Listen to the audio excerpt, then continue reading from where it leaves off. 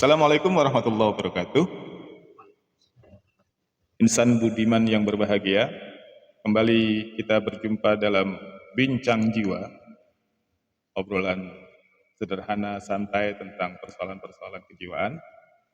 Alhamdulillah, sore ini kita sudah kedatangan seorang narasumber yang sangat kompeten, sekaligus pendiri dari sebuah lembaga yang memiliki perhatian terhadap persoalan pembinaan kejiwaan, yakni Ustadz Hakimin Al-Jawi. Sehat?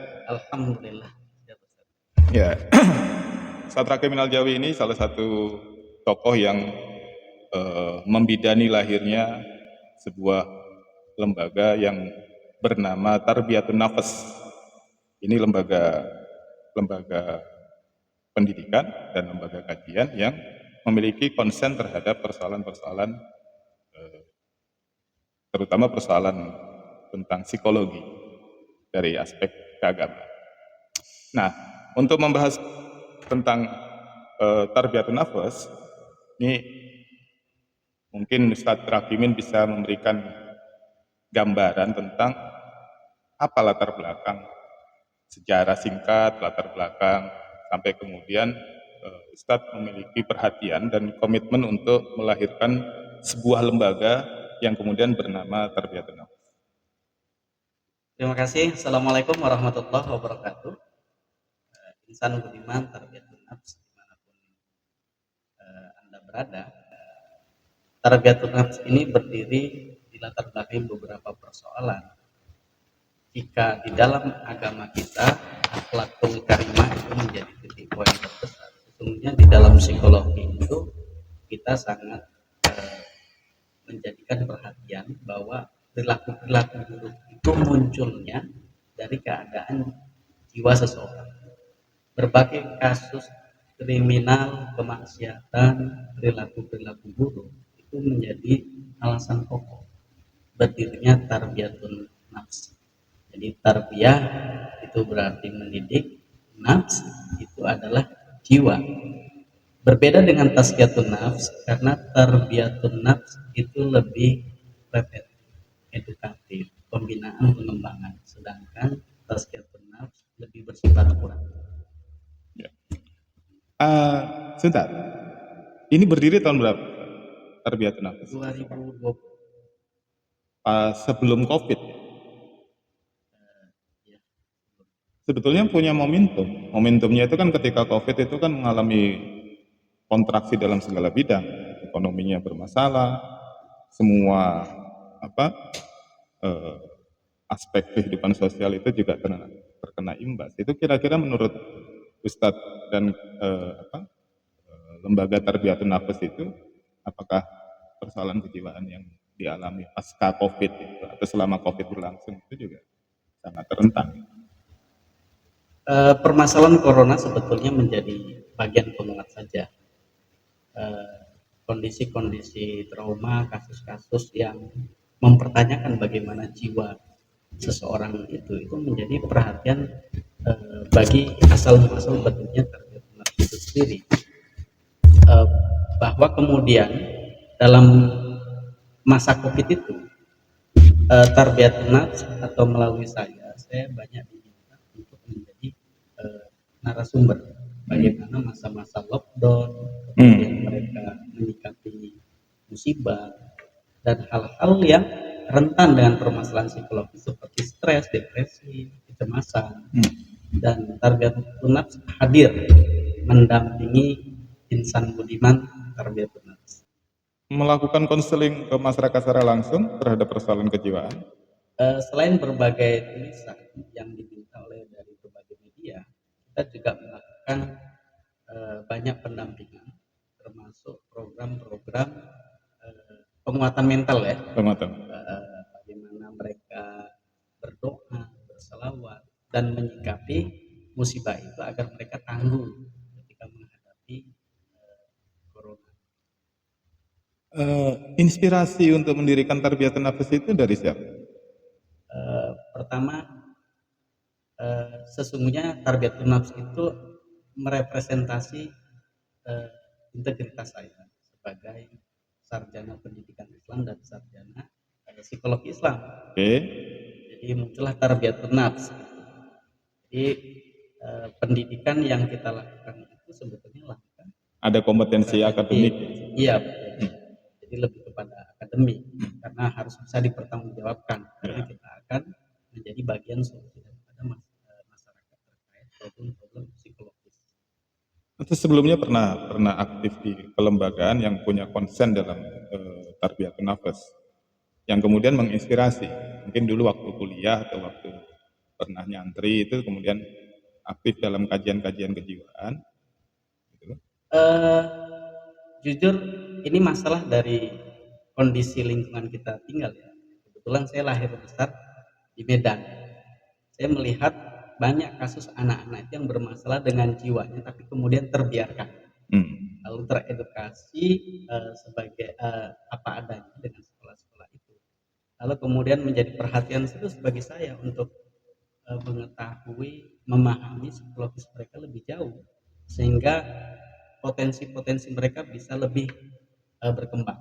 Nah, hal yang lain, kita juga punya pengalaman menjadi relawan dalam kasus-kasus kebencanaan, seperti di Sulawesi Tengah, di Palu, di Lombok, kemudian di Jogja, di Pangandaran, sehingga ini memperkuat bahwa tarbiyatun nafs harus hadir, memberikan penyejuk bagi masyarakat. Oke. Insan Budiman, ada 3 aspek yang menurut saya itu perlu dicatat di awal pembicaraan kita di Bincang Jiwa.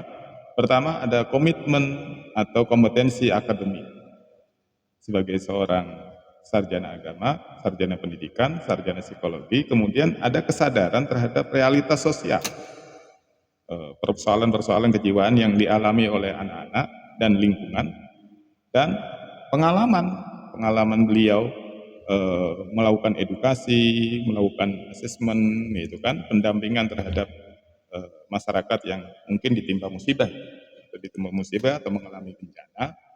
Nah, ketiga aspek itu yang kemudian terakumulasi sebagai sebuah kesadaran yang membentuk, melahirkan tarbiyatun nafas. Jadi tarbiyatun nafas itu tidak serta-merta lahir saja, tapi kumpulan dari ketiga itu: kompetensi akademik, kesadaran terhadap realitas, dan pengalaman yang selama ini didapatkan dalam melakukan pembinaan dan pendampingan terhadap persoalan-persoalan yang berkaitan dengan kejiwaan. Untuk mengulik lebih dalam tentang apa itu tarbiyatun nafas, visi misinya, gagasannya, dan lain sebagainya, tetap di Bincang Jiwa. Kita akan rehat sejenak.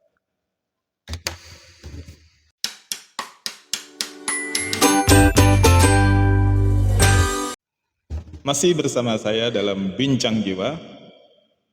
Kita akan lebih lanjut membahas tentang lembaga tarbiyatun nafas bersama Ustadz Rafimin Al-Jalmi. Ustadz, tadi kan sudah disinggung ada 3 aspek. Pertama, kesadaran, yang kedua kompetensi akademik, dan pengalaman yang Ustadz alami, yang kemudian itu menjadi akumulasi nilai yang melahirkan tarbiyat 2020 berdiri. Itu visinya apa sih sebetulnya tarbiyatun nafas itu? Lembaga tarbiyatun nafas itu visinya apa? Jadi visinya itu ada 2 mulai tarbiyatun nafas. Kita yang punya potensi positif atau bakat ini perlu tumbuh dan berkembang secara normal, secara wajar, sehingga kepribadian itu menjadi lebih sehat. Lalu yang kedua, problem-problem kepribadian ya, seperti psikopatologi, stres, depresi, kecemasan di dalam menghadapi hidup itu agar ada pendampingan. Ya, pendampingan ini menjadi penting karena mereka yang terganggu jiwanya atau bahkan sakit jiwanya itu ada nilai-nilai terapeutik yang akan disampaikan oleh tarbiyatun nafs supaya mereka paham bahwa mereka bermasalah, lalu mereka menjadi bagian solusi daripada masalah pribadi. Kalau tagline itu semacam semboyanya tarbiyatun nafas ada nggak? Ada, kita menyebutnya dengan Center for Islamic Studies. Center for Islamic Studies. psychology, education, and Psikologi civil education. society. Nah, itu bisa dijelaskan nggak singkat? Jadi Tarbiyatun Nafs itu tetap akan fokus pada Islamic Studies. Jadi semua ilmu-ilmu keagamaan itu akan menjadi modal dasar dalam Tarbiyatun Nafs. Pembinaan jiwa itu. Ya. Kemudian tagline psikologi dengan education atau pendidikan ini menjadi sarana. Jadi psikologi sebagai pendekatan supaya Islam itu disajikan secara tepat sesuai dengan kejiwaan mereka. Apakah mereka di dalam kondisi bermasalah atau mereka justru butuh materi-materi pengembang.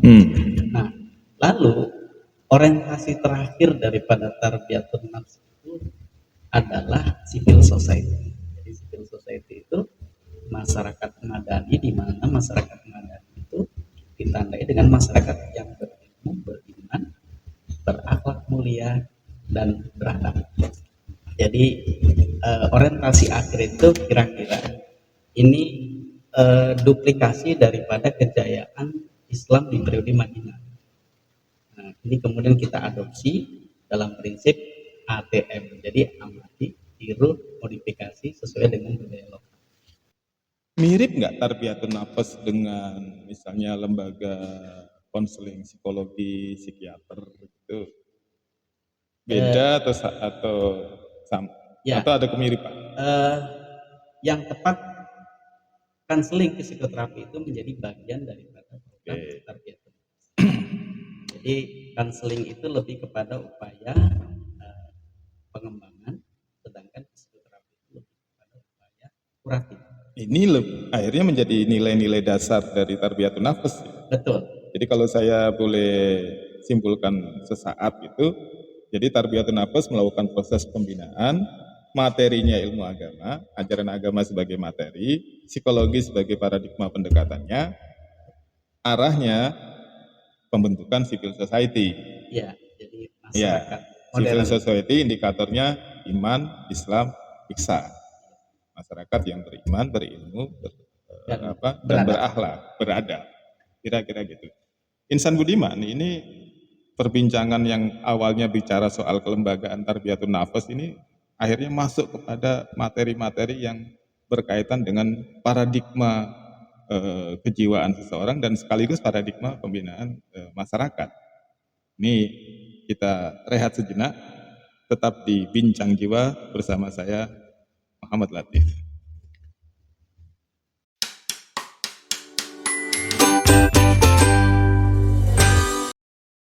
Kembali di Bincang Jiwa, insan budiman yang berbahagia, kita lanjut pembicaraan tentang lembaga Tarbiyatun Nafas. Ini kan sudah berusia 3 tahun ya. Ibarat bayi ini baru usia 3 tahun, usia lari-lari. Lari ke sana, dia seumur jagung. Lari sana, lari sini, lari sana, lari sini. Pecicilan. Ustaz, itu Tarbiyatun Nafas itu apa sih yang sudah dilaksanakan dan mungkin kegiatan-kegiatan apa yang bisa diinformasikan ke sahabat insan budiman Bincang Jiwa ini? Baik. Alhamdulillah pengalaman saya pribadi sebagai pembina rohani di lapas dan rutan di DKI Jakarta ini itu memperkuat ya berdirinya Tarbiyatun Nafs, sekaligus itu menjadi kiprah bagi saya pribadi dan juga kita bermitra dengan teman-teman SIDAI, Syiar Dai Indonesia, begitu juga dengan Kopi untuk memperkuat eksistensi kita di dalam memperbaiki para WB. Apa itu para WB? Jadi warga binaan. Oh, warga binaan. Jadi warga binaan. Kalau warga baru itu nama bis jurusan Subang Jakarta, warga baru. Ini bukan gitu ya? Ini warga binaan. Warga binaan. Jadi dari tahun 2007 kita fokus ya mendampingi mereka sehingga mereka sangat cemas, takut, ya, trauma dengan berbagai masalah yang menimpa mereka. Jadi semakin intens ya kita itu mendampingi mereka. Bahkan terakhir ini, alhamdulillah kita sudah menyelenggarakan pesantren Tarbiyatun Nafs di Lapas Perempuan Jakarta. Pondok Bambu itu. Pondok Bambu. Jadi semua santrinya adalah mereka yang sudah ingkrah, sudah diputuskan kita bikin program 1 tahun dan ini dilaksanakan oleh Tarbiyatun Nafs. Luar biasa. Yang melibatkan siapa aja itu? Banyak berarti orang yang terlibat di program-program tarbiyatun nafs. Alhamdulillah banyak kiai, banyak asatidz, banyak lembaga yang bermitra dengan kita. Di antaranya ada Kiai Haji Anasti Abdul Jalil, LCMAG. Beliau penasehat di Tarbiyatun Nafs. Kemudian kita juga mendapat support sampai hari ini dari Kiai Haji Muhammad Dimyati Panani LCMM. Beliau pendidik sekaligus seorang terapis. Oh iya. Pakar hipnosis. Dan ini dibantu dengan beberapa kawan dosen psikologi. Ya, artinya memang lembaga apapun itu bisa eksis kalau kemudian ditopang dan dikeroyok oleh berbagai kekuatan-kekuatan banyak orang. Kalau sendiri kan repot juga. Nggak kuat. Nah, sekarang mungkin bisa disampaikan ke Insan Budiman dalam bincang jiwa ini, program apa saja yang perlu disampaikan, yang saat ini sedang berlangsung. Ya, baik, saya lanjutkan. Selain juga di lapas, kita memang menyelenggarakan. Lapas itu rutin? Rutin, sampai hari ini. Sampai hari ini, setiap hari apa ya? Alhamdulillah, itu dari hari Senin sampai dengan hari Jumat full. Itu Kementerian Hukum dan HAM itu sangat terbantu itu. Iya, saya kira pemerintah itu harus memberikan apresiasi terhadap lembaga-lembaga seperti Tarbiyatun Nafs yang melakukan upaya partisipasi dan pembinaan di lingkungan-lingkungan khusus ya seperti lapas itu. Oke, selain pesantren lapas, kita menyelenggarakan setiap Jumat malam Sabtu itu pengajian terbuka. Jadi pengajian terbuka untuk masyarakat dari mana saja di area Jakarta ya. Tempatnya di mana itu? Tempatnya itu di area Jakarta Timur. Tepatnya di Klender. Ya, Klender. Dan itu walaupun ihwalnya kita bermodalkan Serambi, jamaah alhamdulillah banyak. Terus eksis istiqomah sampai hari ini. Jadi pada program pengajian itu kita buat pekan pertama, kedua, ketiga, keempat. Pekan pertama itu fikih ibadah terapan. Jadi membimbing mereka supaya tiap Jumat malam ya? Iya, Jumat malam Sabtu. Jumat malam Sabtu. Iya. Oke.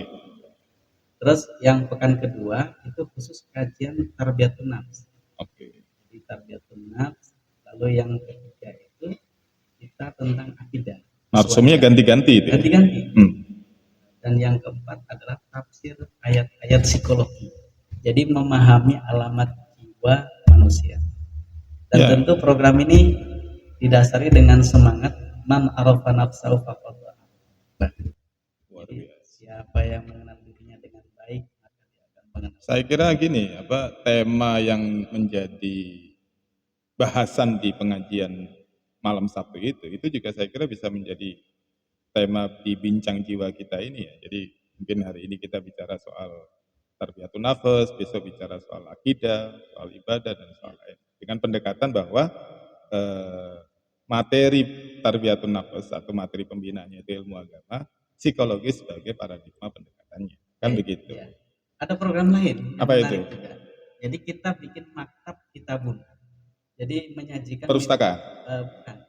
Jadi semacam metode percepatan baca kitab kuning untuk kalangan milenial. Wah, itu menarik. Mereka tiap malam minggu. Kalau kitabnya putih itu? Nah, itu kebetulan kosong.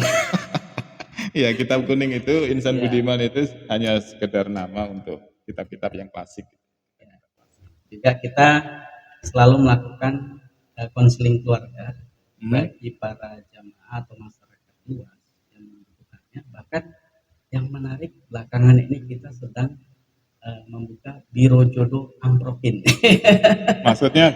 Jadi mereka-mereka belakangan ini jumlah perempuan semakin banyak, terus kemudian untuk mengurangi intensitas pacaran yang tanda kutip deviasi seksual semakin merajalela, kita memfasilitasi mereka-mereka yang ingin berpasangan untuk saling mengenal satu sama lain melalui media Tarbiyatun Nafs. Berarti konsepnya penyelamatan. Nah ini eh, banyak yang dilakukan oleh Tarbiyatun Nafas. Mungkin ke depan itu apa yang mau dilakukan? Jadi kan 3 tahun ini kan kita punya Tarbiyatun Nafas itu punya pengalaman ya, melakukan A, melakukan B, melakukan melakukan ini, melakukan itu gitu. Dari pelajaran 3 tahun ini ke depan itu Tarbiyatun Nafas itu saya kira punya refleksi. Apa sih yang program apa yang Kita punya komitmen kuat memang untuk civil society tadi. Jadi masyarakat madani, masyarakat Madinah, masyarakat kota, masyarakat modern harus diawali dari pribadi yang sehat. Tarbiyatun Nafs itu sudah melakukan hal itu, tinggal mengembangkan agar terus bisa menghadirkan umat Islam yang sehat. Nah dari Tarbiyatun Nafs ini kita punya program dan sampai sekarang kita sudah menyediakan tanah di Medan untuk mendirikan. Medan Sumatera Utara? Betul. Jadi untuk mendirikan. Emang ada Medan lain? Enggak ada. Tidak ada. Medan ada itu Sumatera. Medan Perang. Jadi kita sedang mempersiapkan program pesantren karakter building Tarbiyatun Nafs. Itu prospek ke depan. Prospek ke depan. Rencana ke depan. Dan sekarang progresnya sudah tersedia tanah sekitar 3.000 meter. Ya, jadi gantungkan cita-citamu setinggi langit. Itu kan pelajaran yang kita dapat dulu waktu TK. Bercita-citalah setinggi mungkin. Dan jejakkan kaki ke bumi sedemikian rupa. Ya. Baik, Insan Budiman, ini singkat pembicaraan kita tentang Tarbiyatun Nafas. Pembicaraan ini tentu akan memberikan apa ya, semacam rasa penasaran. Bagaimana sih mengakses program yang dilakukan oleh Tarbiyatun Nafas itu? Mungkin Ustadz bisa sampaikan cara mengakses masyarakat. Oh saya ingin loh terlibat dalam Tarbiyatun Nafas, saya ingin hadir dalam pengajian Tarbiyatun Nafas, atau bagaimana saya bisa mengakses seluruh kajian-kajian Tarbiyatun Nafas, mungkin lewat YouTube, mungkin lewat channel-channel medsos dan lain sebagainya. Itu mungkin bagaimana itu? Ya, kita memang secara rutin melakukan sosialisasi, terutama pada program rutin pengajian Tarbiyatun Nafas. Jadi itu melalui Instagram, melalui Facebook, Lentera Madani Umat. Ya, nanti namanya bisa diakses ya di tampilan bawah pada video kita kali ini, alamat-alamat media sosial dan platform digital yang dimiliki oleh Tarbiyatun Nafas. Ustadz, ini waktu kita agak terbatas, mungkin 1 atau 2 kalimat untuk closing berkaitan dengan urgensi Tarbiyatun Nafas bagi masyarakat. Baik, karena Tarbiyatun Nafas itu dibutuhkan sekali oleh masyarakat karena memang pendekatannya psikologis. Jadi pendekatan psikologis itu memastikan bahwa apa yang dibutuhkan oleh masing-masing jiwa manusia itu bisa terpenuhi dengan tepat. Jadi Tarbiyatun Nafas itu menghantarkan insan budiman untuk tahu di mana dirinya. Jadi mau kemana dan untuk apa itu. Nah, terus dari situ kita akan tentu berinteraksi dengan masyarakat luas, sehingga kita bisa mengambil bagian penting daripada kehidupan masyarakat, sehingga masyarakat itu adalah masyarakat yang kita ciptakan. Itulah masyarakat madani, jadi masyarakat yang berilmu, beriman, berakhlak. Sebagaimana tagline-nya Tarbiyatun Nafas. Baik, insan budiman, sahabat bincang jiwa. Kalau dalam Al-Quran ada 3 konsep tentang jiwa. Pertama, jiwa yang amarah. Jiwa yang memiliki kecenderungan terhadap perbuatan-perbuatan buruk. Jiwa yang selalu mengeksplorasi rasa haus, rasa lapar, rakus terhadap materi, terhadap keduniaan. Ada konsep nafsu lawamah atau jiwa yang tergoncang, jiwa yang tidak stabil, kadang baik, kadang tidak baik, kadang benar, kadang tidak benar. Dan ada jiwa mutmain, jiwa yang tenang, jiwa yang menginspirasi orang untuk melakukan amal-amal soleh, jiwa yang kemudian memberikan energi terhadap perilaku akhlakul karimah dalam kehidupan sehari. Itulah yang menjadi konsen dan urgensi dari tarbiyatun nafas. Baik tarbiyatun nafas sebagai aktivitas pendidikan kejiwaan maupun tarbiyatun nafas sebagai sebuah institusi umum.